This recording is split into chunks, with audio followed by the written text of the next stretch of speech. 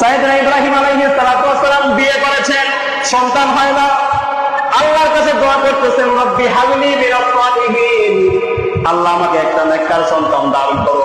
1 বছর 2 বছর নয়, ইব্রাহিম আলাইহিস সালাতু ওয়াস সালাম 80 বছর পর্যন্ত আল্লাহর কাছে দোয়া করেছেন, আল্লাহ রব্বি হাবলি মিনাস সালিহিন, আল্লাহ একটা নেককার সন্তান দাও।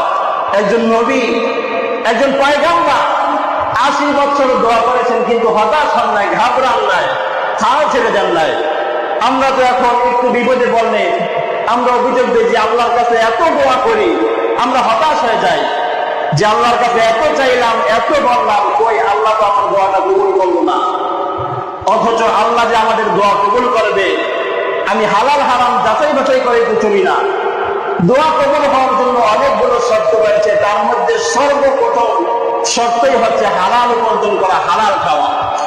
নবীজি বলেছেন, লা ইয়াদখুলুল জান্নাতা জাসাদুন গুযিয়া মিনাল হারাম, ওই দেহ কোনদিন জান্নাতে যাবে না যেই দেহ হারাম খেয়ে, হারাম রক্ত মাংস দিয়ে যেই দেহ তৈরি হয়েছে।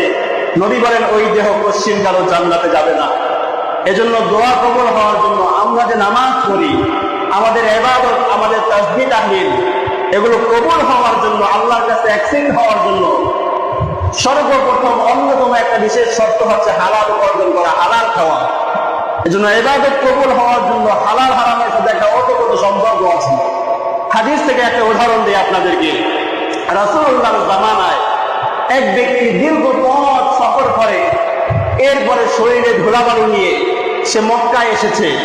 কাবায় গিয়েছে, কাবার চত্বরে দাঁড়িয়ে ইয়ামুদ্দু ইয়াদাইহি ইলাস সামা, 2 হাত আকাশের দিকে দিয়ে সে দোয়া করতেছে, ইয়া রব্বি, হে আমার রব, আমার দোয়াটা তুমি কবুল করো, আমার আর্তে তুমি শোনো। লোকটা এমন ভাবে দোয়া করতেছিল, তার চোখ দিয়ে তো পানি পড়তেছে, শরীর থেকে ঘাম ঝরতেছে। সাহাবায়ে কেরাম দূর থেকে এই দৃশ্য দেখলেন। সাহাবায়ে কেরাম এই দৃশ্য দেখার পরে একে অপরকে বরাবরই বলতে লাগলেন যে এই লোকটা যেমনি ভাবে দোয়া করতেছে, এর দোয়া তো আল্লাহ ফিরায় দিবে না। লোকটা এমন ভাবে দোয়া করতেছে, অবশ্যই এর দোয়াটা আল্লাহ কবুল করে নিবে। সাহাবায়ে কেরাম যখন এই মন্তব্য করতেছিল, আল্লাহর হাবিব সাল্লাল্লাহু আলাইহি ওয়াসাল্লাম তখন বললেন, সাহাবীরা, আমি তো নবী, তোমরা নবী না, আমি যা জানি তোমরা জানো না। ও যে দোয়া করতেছে, ওমা তুআমুহু হারাম ওমা শারাবুহু হারাম ওমা মাসু হারাম ওয়া গুযিয়া বিল হারাম ফাআন্না ইস্তাজাবু লিযালিক। ও যে দোয়া করতেছে, ওর খাবার হারাম, পানি হারাম, পোশাক হারাম, ওর গোটা দেহটা তৈরি হয়েছে হারাম দিয়ে। ফাআন্না ইস্তাজাবু লিযালিক, তাহলে কি করে আল্লাহ তাআলা তার দোয়াটাকে কবুল করবে?